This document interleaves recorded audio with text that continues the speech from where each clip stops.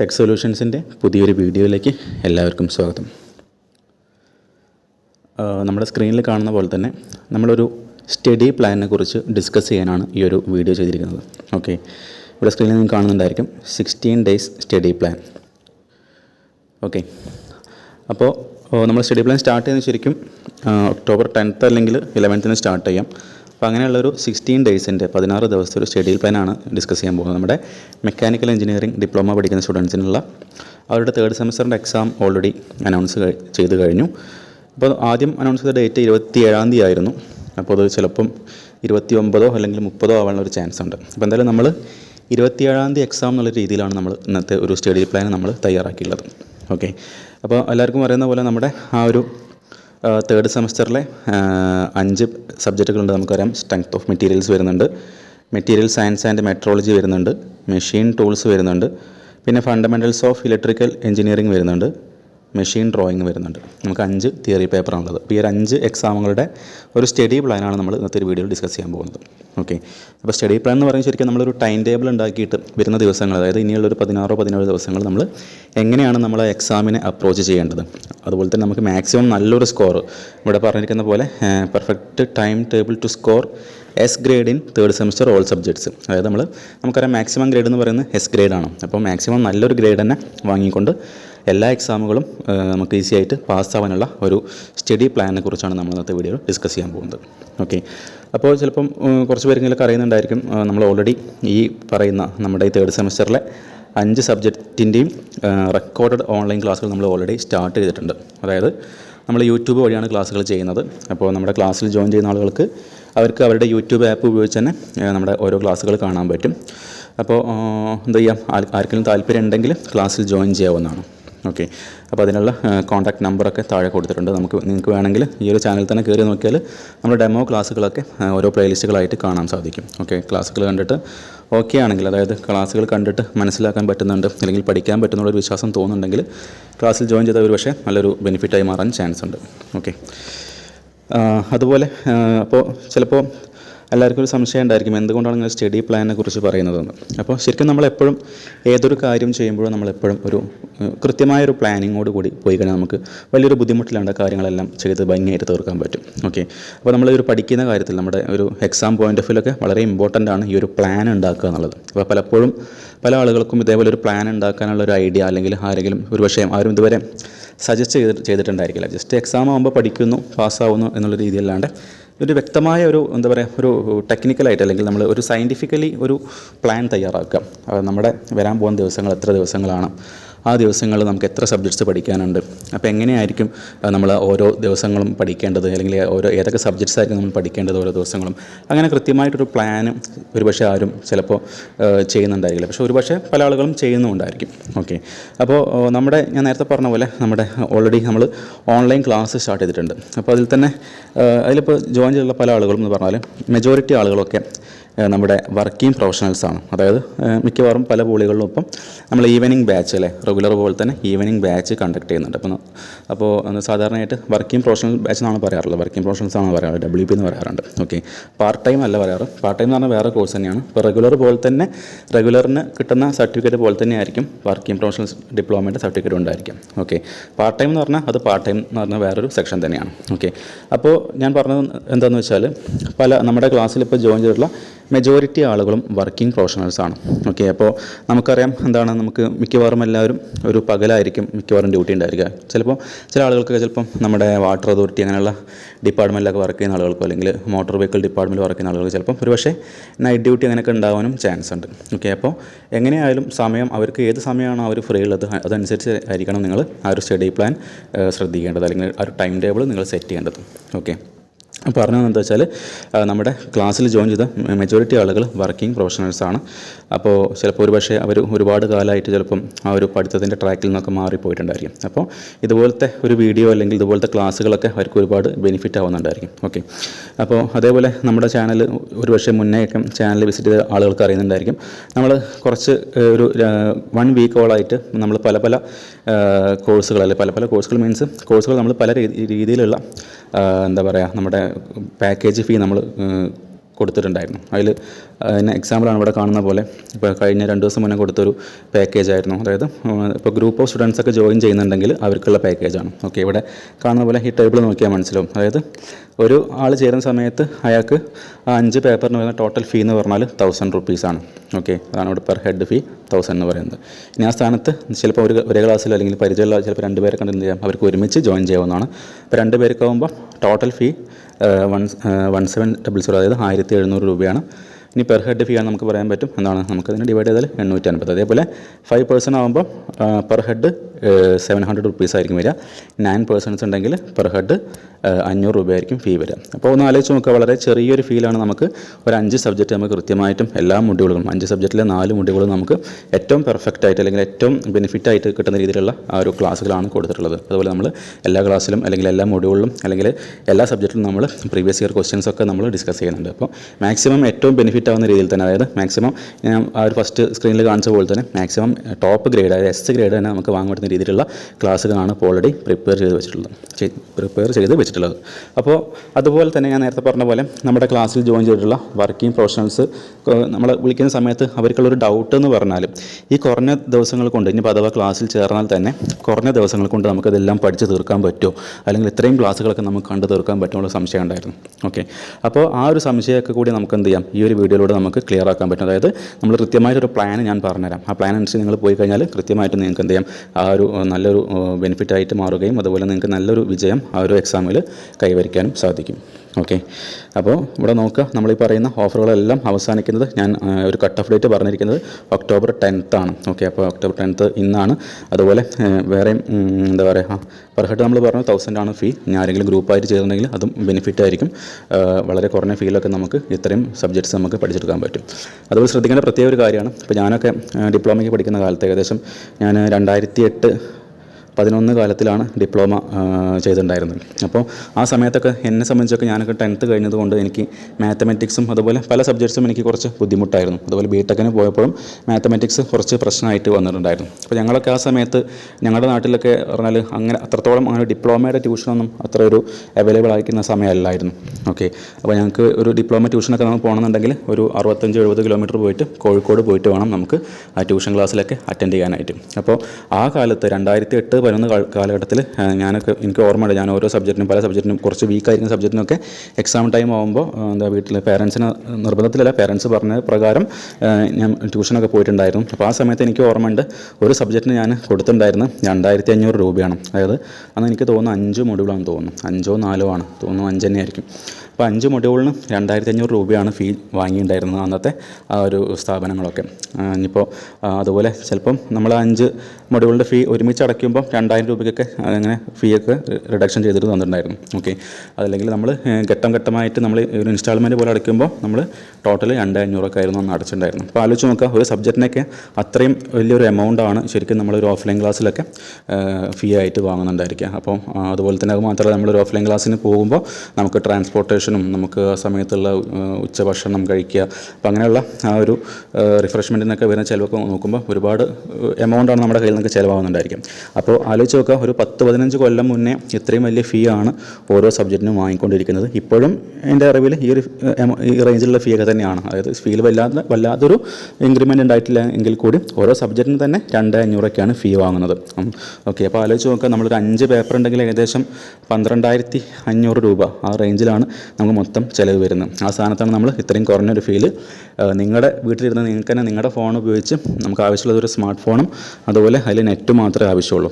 Okay, നമുക്ക് നമ്മുടെ സൗകര്യം അനുസരിച്ച് നമ്മുടെ ടൈം അനുസരിച്ച് എന്ത് ചെയ്യാം, വീട്ടിലിരുന്ന് സൗകര്യം പോലെ നമുക്ക് ക്ലാസ്സുകൾ കണ്ട് മനസ്സിലാക്കി പഠിക്കാൻ പറ്റും. അതുമാത്രമല്ല നമുക്ക് എത്ര തവണ വേണമെങ്കിൽ റിപ്പീറ്റ് ചെയ്ത് കാണാൻ പറ്റും, സംശയം ഉണ്ടെങ്കിൽ വീണ്ടും റിവൈൻഡ് ചെയ്ത് കേൾക്കാൻ പറ്റും. അപ്പോൾ അങ്ങനെയൊക്കെയുള്ള ഒരുപാട് ഗുണങ്ങൾ നമ്മുടെ ഓൺലൈൻ ക്ലാസ്സുകളിലുണ്ട്. ഓക്കെ, അപ്പോൾ നിങ്ങൾ എന്ത് ചെയ്യുക, ആ ഒരു ബെനിഫിറ്റ്സ് അല്ലെങ്കിൽ ആ ഒരു ഇന്നത്തെ ആ ഒരു ടെക്നോളജിയുടെ ബെനിഫിറ്റ്സ് ഒക്കെ എന്ത് ചെയ്യുക, മാക്സിമം നല്ല രീതിയിൽ യൂട്ടിലൈസ് ചെയ്യാം. ഓക്കെ, അപ്പോൾ അതുപോലെ ഞാൻ പറഞ്ഞു വന്നത്, ഇനിയിപ്പോൾ ഞാൻ ഉദ്ദേശിക്കുന്നത് ഞാൻ പറഞ്ഞ പോലെ തന്നെ നമ്മുടെ സ്റ്റഡി പ്ലാൻ സ്റ്റാർട്ട് ചെയ്യുന്നത് ശരിക്കും ഒക്ടോബർ 10th to 26th അല്ലെങ്കിൽ ഒക്ടോബർ 11 ആണ് സ്റ്റാർട്ട് ചെയ്യാൻ ഉദ്ദേശിക്കുന്നത്.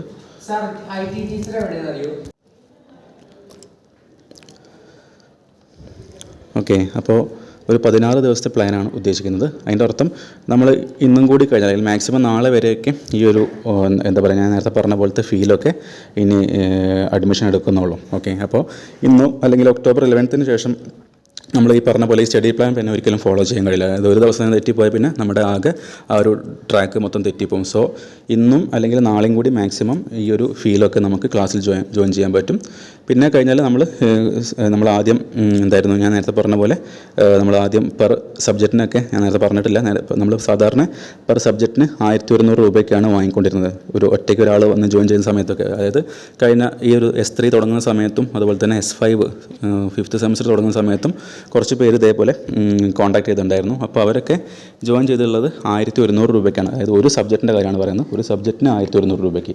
അപ്പോൾ അവർക്ക് 5 സബ്ജക്റ്റ് വേണമെങ്കിൽ അറിയാമല്ലോ, 5 × 1100 ആകുമ്പം 5500 ആയിരിക്കും മൊത്തം ഫീ വരിക.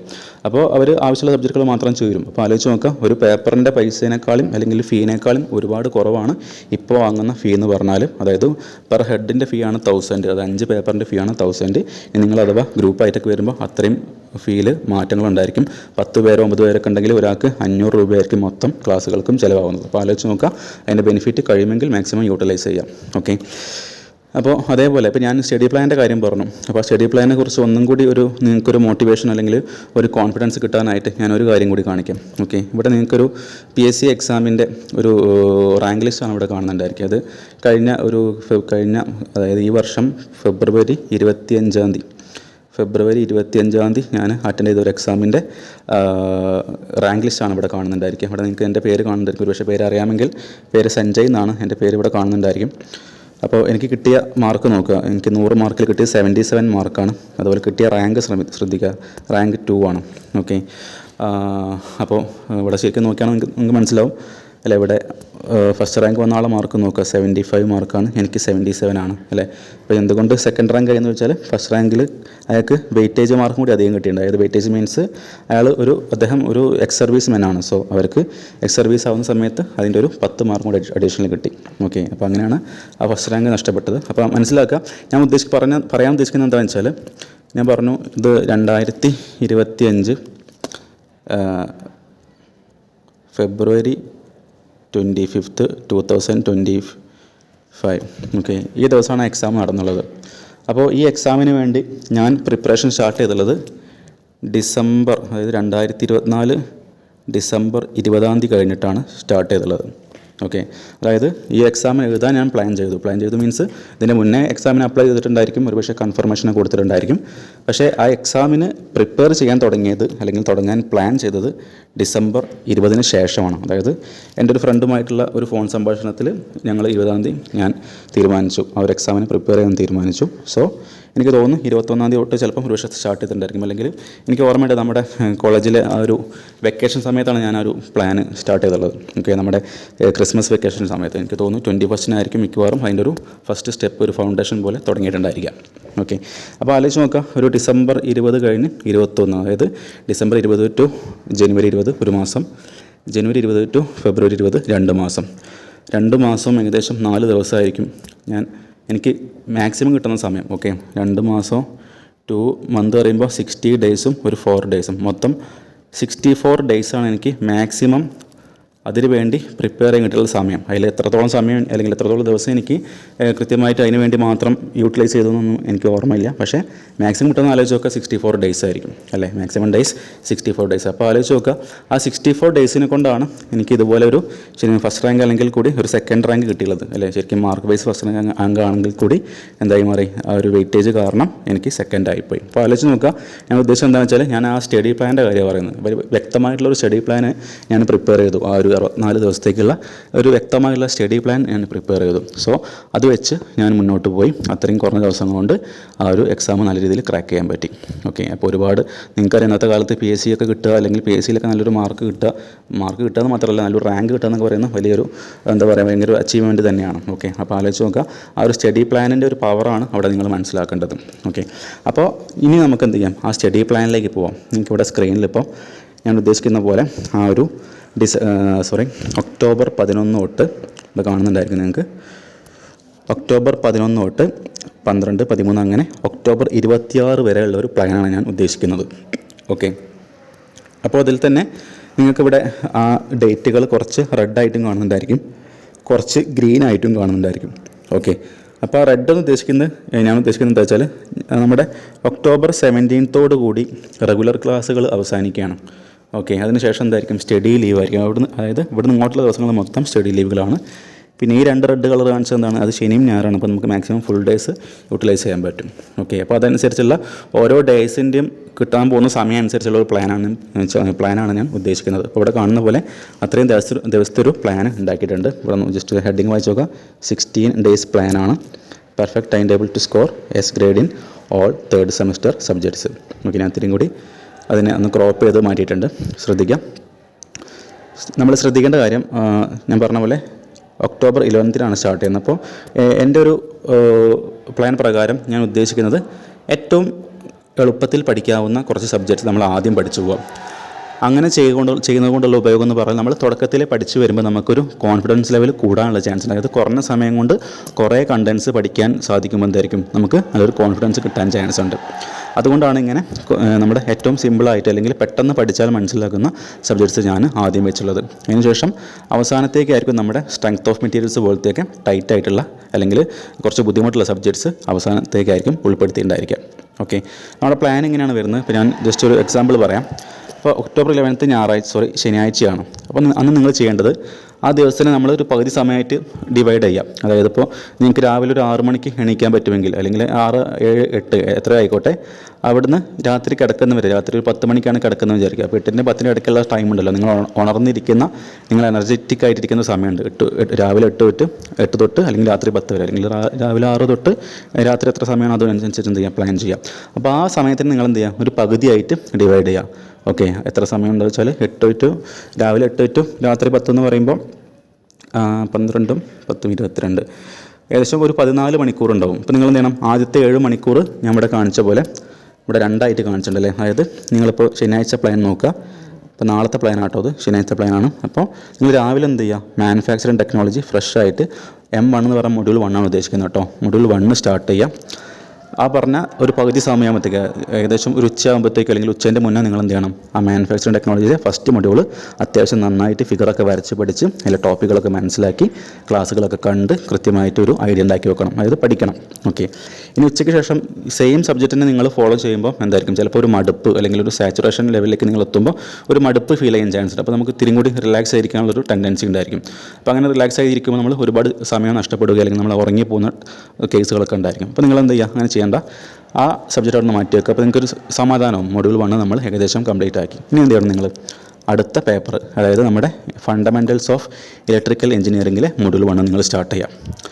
നിങ്ങൾ എന്ത് ചെയ്യണം, അത് രാത്രി ആകുമ്പോഴത്തേക്ക് അതെന്ത് ചെയ്യുക, അതും ഈ പറഞ്ഞ പോലെ മൊഡ്യൂൾ 1 ചിത്രം വരച്ച് പഠിക്കാനുണ്ടായിരിക്കും, പിന്നെ ഡയഗ്രാംസ് പഠിക്കാനുണ്ടായിരിക്കും, ചിലപ്പോൾ പ്രോബ്ലംസ് ഉണ്ടായിരിക്കും, പിന്നെ തിയറി ഉണ്ടായിരിക്കും. ഇതൊക്കെ എന്ത് ചെയ്യുക, കൃത്യമായിട്ടും മൊഡ്യൂൾ 1 ക്ലാസ്സുകൾ കാണുക, നോട്ട്സ് പ്രിപ്പയർ ചെയ്യുക. അപ്പോൾ ഇനി നിങ്ങൾ ശരിക്കും ഈ സ്റ്റഡി ലീവിലോ അല്ലെങ്കിൽ നിങ്ങളുടെ സ്റ്റഡി പ്ലാനിലോ ഒരിക്കലും നോട്ട് എഴുതി ഉണ്ടാക്കേണ്ട ആവശ്യമില്ല. അതായത് പ്രോബ്ലംസൊക്കെ എഴുതി ചെയ്ത് പഠിക്കാം. അല്ലാണ്ട് നമ്മൾ തിയറി ഒന്നും ഒരിക്കലും ഇനി ക്ലാസ് കണ്ട് നോട്ട് എഴുതേണ്ട ആവശ്യമില്ല. എന്ത് ചെയ്യുക, തിയറി നിങ്ങൾ PDF ഒക്കെ നോക്കിയിട്ട് വായിച്ച് പഠിച്ചാൽ മതി. അല്ലെങ്കിൽ പ്രിൻ്റ് ഔട്ട് ആക്കിയിട്ട് എന്ത് ചെയ്യുക, അത് വായിച്ച് പഠിക്കുക. അല്ലാണ്ട് നോട്ട് ചെയ്ത് ഒരിക്കലും സമയം കളയാൻ പാടില്ല. ഓക്കെ, പ്രോബ്ലംസ് പക്ഷേ എന്ത് ചെയ്യണം, നിർബന്ധമായിട്ടും അത് നമ്മൾ കാൽക്കുലേറ്ററൊക്കെ ഉപയോഗിച്ച് വർക്ക് ചെയ്തിട്ട് എഴുതിയിട്ട് വേണം നിങ്ങൾ പഠിക്കാനായിട്ട്. ഓക്കെ, അപ്പോൾ നിങ്ങൾക്ക് മനസ്സിലായിട്ടുണ്ടായിരിക്കും ഒരു ദിവസം എങ്ങനെയാണ് നിങ്ങൾ അത് പ്ലാൻ ചെയ്യേണ്ടതെന്നുള്ളത്. അപ്പോൾ ശനി ഞായറും ഇപ്പോൾ നമുക്ക് പറയാൻ പറ്റും, രണ്ടും ഒഴിവ് ദിവസമാണ്. അപ്പോൾ നിങ്ങൾക്ക് മാക്സിമം ടൈം എന്ത് ചെയ്യാം, ഇതുപോലെ യൂട്ടിലൈസ് ചെയ്യാം. അപ്പോൾ ഇവിടെ M1, M2, M3 എന്ന് കൊടുത്താൽ അതിൻ്റെ അർത്ഥം എന്താണ്, മൊഡ്യൂൾ 1, മൊഡ്യൂൾ 2, മൊഡ്യൂൾ 3, മൊഡ്യൂൾ 4 എന്നാണ് ഉദ്ദേശിക്കുന്നത്. അപ്പോൾ സൺഡേയിലെ പ്ലാൻ നിങ്ങൾ കാണുന്നുണ്ടായിരിക്കും. സെയിം മാനുഫാക്ചറിങ് ടെക്നോളജിയാണ്, പക്ഷേ മൊഡ്യൂൾ 2 ആണ് നോക്കേണ്ടത്. Same fundamentals of electrical engineering ആണ്, പക്ഷേ മൊഡ്യൂൾ 2 ആണ് നോക്കേണ്ടത്. ഓക്കെ, അപ്പോൾ നിങ്ങൾ ആലോചിച്ച് നോക്കുക, 2 ദിവസം കൊണ്ട് നിങ്ങളുടെ കോൺഫിഡൻസ് ലെവൽ ഒരുപാട് കൂടും. കാരണം 2 സബ്ജക്റ്റിലെ 2 മൊഡ്യൂളാണ് നിങ്ങൾ കംപ്ലീറ്റ് ആക്കുന്നത്. അപ്പോൾ ഒരിക്കലും നിങ്ങൾ ഈ പറഞ്ഞ പ്ലാനിന് തെറ്റിപ്പോകാൻ പാടില്ല. ആ കംപ്ലീറ്റ് ആക്കാൻ വിചാരിക്കുന്ന ടോപ്പിക്ക് മൊത്തം നിങ്ങൾ കംപ്ലീറ്റ് ആക്കിയിട്ട് വേണം ആ ദിവസം നിങ്ങൾ അവസാനിപ്പിക്കാനായിട്ട്.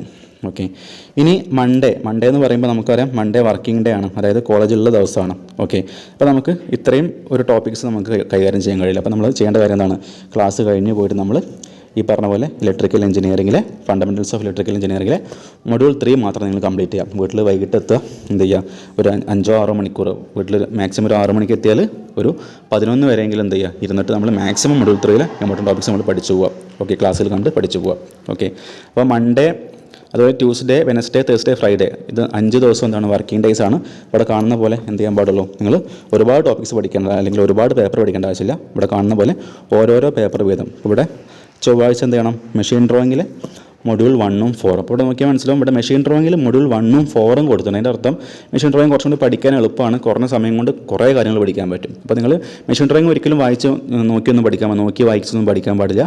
അത് നമ്മൾ പ്രാക്ടീസ് ചെയ്യുക. ഓക്കെ, നമ്മൾ ഷീറ്റിൽ അല്ലെങ്കിൽ നമ്മുടെ ബുക്കിൽ കോമ്പസും പെൻസിലൊക്കെ സ്കെയിലൊക്കെ ഉപയോഗിച്ച് വരച്ച് പ്രാക്ടീസ് ചെയ്യണം. ഇല്ലെങ്കിൽ നമുക്ക് എക്സാമിൻ്റെ സമയത്ത് വരയ്ക്കാനുള്ള ബുദ്ധിമുട്ട് ഭയങ്കരമായിട്ട് നേരിടും. അതുപോലെ സമയം തികയാത്ത പ്രശ്നം വരും. അപ്പോൾ ചൊവ്വാഴ്ച നിങ്ങൾ മെഷീൻ ഡ്രോയിങ്ങിൽ മൊഡ്യൂൾ 1ഉം മൊഡ്യൂൾ 4ഉം നിങ്ങൾ കംപ്ലീറ്റ് ചെയ്യണം. ഓക്കെ, അപ്പോൾ ചെറിയ ഫിഗേഴ്സ് ആയതുകൊണ്ടാണ് ആ മൊഡ്യൂൾ 1ഉം 4ഉം ഉൾപ്പെടുത്തിയിട്ടുള്ളത്. അപ്പോൾ മാക്സിമം 2 മണിക്കൂർ വീതം ആയിരിക്കും ഒരു മൊഡ്യൂളിൽ നിങ്ങൾക്ക് ആവശ്യമുണ്ടായിരിക്കും. ഓക്കെ, പിന്നെ ബുധനാഴ്ച നമ്മുടെ MSM അഥവാ മെറ്റീരിയൽ സയൻസ് ആൻഡ് മെട്രോളജിയുടെ മൊഡ്യൂൾ 1 നിങ്ങൾ കംപ്ലീറ്റ് ആക്കുക. പിന്നെ വ്യാഴാഴ്ച മെറ്റീരിയൽ സയൻസ് ആൻഡ് മെട്രോളജിയുടെ മൊഡ്യൂൾ 2 നിങ്ങൾ കംപ്ലീറ്റ് ആക്കുക. വെള്ളിയാഴ്ച സ്ട്രെങ്ത് ഓഫ് മെറ്റീരിയൽസിൻ്റെ മൊഡ്യൂൾ 1 നിങ്ങൾ കംപ്ലീറ്റ് ആക്കുക. അപ്പോൾ നമ്മുടെ ആ വീക്ക് ഡേയ്സിലെ അല്ലെങ്കിൽ വർക്കിംഗ് ഡേയ്സിലെ ദിവസങ്ങൾ കഴിഞ്ഞു. ഓക്കെ, അപ്പോൾ ആ ദിവസങ്ങൾ നമുക്ക് ഇവിടെ പറഞ്ഞ പ്രകാരം മാത്രം പോയാൽ മതി, ആ രീതിയിൽ മാത്രം. പക്ഷേ ആ കാര്യങ്ങൾ എന്തായാലും നിർബന്ധമായിട്ടും കംപ്ലീറ്റ് ചെയ്തിരിക്കണം. ഓക്കെ, ഇനി നമുക്ക് എന്ത് ചെയ്യണം, അടുത്ത് വരുന്ന ദിവസങ്ങളെല്ലാം ഇനി സ്റ്റഡി ലീവ് ആണല്ലേ, 17-ാം തീയതിക്ക് ശേഷം സ്റ്റഡി ലീവ് ആണ്. പിന്നെയുള്ളതെല്ലാം ഇവിടെ റെഡായിട്ട് കാണിച്ചിട്ടുണ്ടായിരിക്കും. ഓക്കെ, ഇവിടെ എല്ലാം റെഡിൽ കാണിച്ചിട്ട് അർത്ഥം ഹോളിഡേയ്സ് ആണ് ഉദ്ദേശിക്കുന്നത്. ഓക്കെ, അപ്പോൾ അവിടെ നേരത്തെ പറഞ്ഞ പോലെ ഇവിടെ എല്ലാ ദിവസങ്ങളും 2 പേപ്പർ പഠിക്കാണ്ടായിരിക്കും. ഓക്കെ, അപ്പോൾ സാറ്റർഡേ നോക്കുക, നമ്മുടെ SOMൻ്റെ മൊഡ്യൂൾ 2, മെഷീൻ ഡ്രോയിങ്ങിൻ്റെ മൊഡ്യൂൾ 2. ഓക്കെ, പിന്നെ ഞായറാഴ്ച SOMൻ്റെ മൊഡ്യൂൾ 3, മെഷീൻ ഡ്രോയിങ്ങിൻ്റെ മൊഡ്യൂൾ 3. അപ്പോൾ ഇതൊക്കെ നിങ്ങൾ ആ ടാസ്കുകളെല്ലാം നിങ്ങൾ ഓരോ ദിവസം കംപ്ലീറ്റ് ആക്കുമ്പോൾ നിങ്ങൾക്ക് തന്നെ ഒരു കോൺഫിഡൻസ് ലെവൽ കൂടും. കാരണം നിങ്ങൾ ഉറങ്ങാൻ നേരത്തെ അല്ലെങ്കിൽ കിടക്കാൻ പോകുന്ന സമയത്ത് എന്തായിരിക്കും, നിങ്ങൾക്കൊരു ധൈര്യം കിട്ടും. ഇത്രയും ടോപ്പിക്ക് ഞാൻ കംപ്ലീറ്റ് ആക്കി, നല്ലൊരു വിജയം കൈവരിക്കാൻ നിങ്ങളൊരു വിശ്വാസം നിങ്ങൾക്ക് ഉണ്ടാക്കിയെടുക്കണം. ഓക്കെ, പിന്നെ തിങ്കളാഴ്ച നമുക്കറിയാം സ്റ്റഡി ലീവ് തന്നെയാണ്. അപ്പോൾ നമ്മുടെ ഫണ്ടമെൻ്റൽസ് ഓഫ് ഇലക്ട്രിക്കൽ എഞ്ചിനീയറിംഗിലെ മൊഡ്യൂൾ 4 കംപ്ലീറ്റ് ആക്കുക, SOMലെ മൊഡ്യൂൾ 4 കംപ്ലീറ്റ് ആക്കുക. അപ്പോൾ ആലോചിച്ച് നോക്കുക, ഈ ഒരു 20-ാം തീയതി ആകുമ്പോഴത്തേക്ക് നമ്മൾ ഈ പ്ലാനിൽ പോയാൽ എന്തായിരിക്കും, SOMലെ 4 മൊഡ്യൂളും കംപ്ലീറ്റ് ആക്കി ഉണ്ടായിരിക്കും. ഇലക്ട്രിക്കൽ എഞ്ചിനീയറിംഗ് അല്ലെങ്കിൽ ഫണ്ടമെൻ്റൽസ് ഓഫ് ഇലക്ട്രിക്കൽ എഞ്ചിനീയറിംഗിലെ 4 മൊഡ്യൂളും കംപ്ലീറ്റ് ആയിട്ടുണ്ടായിരിക്കും. മെഷീൻ ഡ്രോയിങ്ങിലെ 3 മൊഡ്യൂൾസ് കംപ്ലീറ്റ് ആയിട്ടുണ്ടായിരിക്കും. MSMലെ 2 മൊഡ്യൂൾ കംപ്ലീറ്റ് ആയിട്ടുണ്ടായിരിക്കും. പിന്നെ MT അഥവാ മാനുഫാക്ചറിംഗ് ടെക്നോളജിയിലെ 2 മൊഡ്യൂൾസ് കംപ്ലീറ്റ് ആയിട്ടുണ്ടായിരിക്കും. അപ്പോൾ ആലോചിച്ച് നോക്കാം, ഏകദേശം ഒരു 10 ദിവസം കൊണ്ട്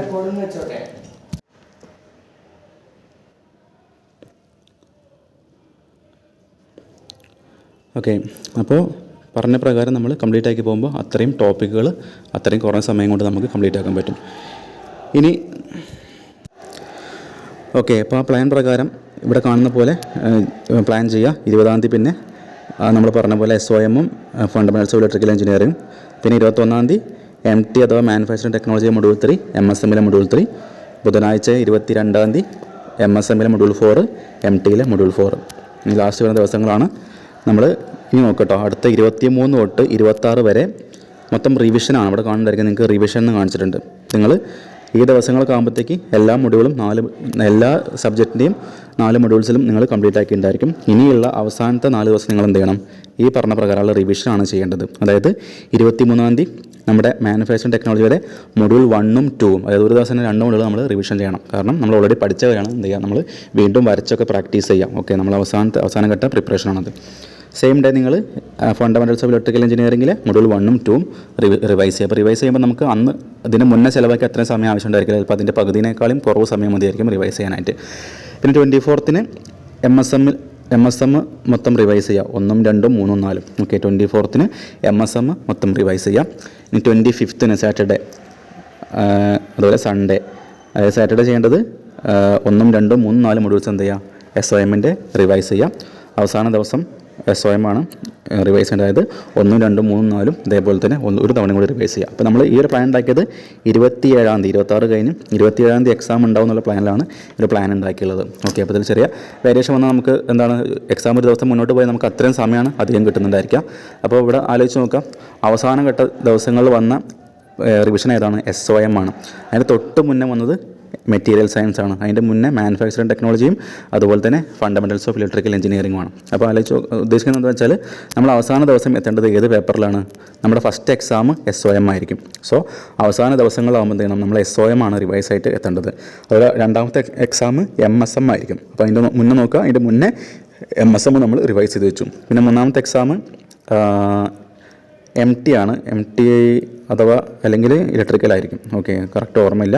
എന്തായാലും നമ്മൾ അവസാനത്തേക്ക് എത്തേണ്ടതാണ് നമ്മളെ ഫസ്റ്റ് എക്സാം ഏതാണോ ആ എക്സാമിൻ്റെ പേപ്പറാണ് നമ്മൾ ഏറ്റവും ലാസ്റ്റ് എത്തേണ്ട റിവിഷൻ ടോപ്പിക്കായിട്ട് അല്ലെങ്കിൽ റിവിഷൻ സബ്ജക്റ്റായിട്ട് വരേണ്ടത്. ഓക്കെ, അപ്പോൾ നിങ്ങൾ ഇങ്ങനെ വേണം ഒരു സ്റ്റഡി പ്ലാൻ തയ്യാറാക്കാനായിട്ട്. അപ്പോൾ അത് നല്ലൊരു പ്ലാനാണ്. നിങ്ങൾ ഈ പ്ലാൻ ഇതുപോലെ ഫോളോ ചെയ്താൽ ഞാൻ പറഞ്ഞ പോലെ തന്നെ നിങ്ങൾക്ക് മാക്സിമം നല്ല ഡെസ്കിലായിട്ട് തന്നെ നമുക്ക് സ്കോർ ചെയ്യാൻ പറ്റും.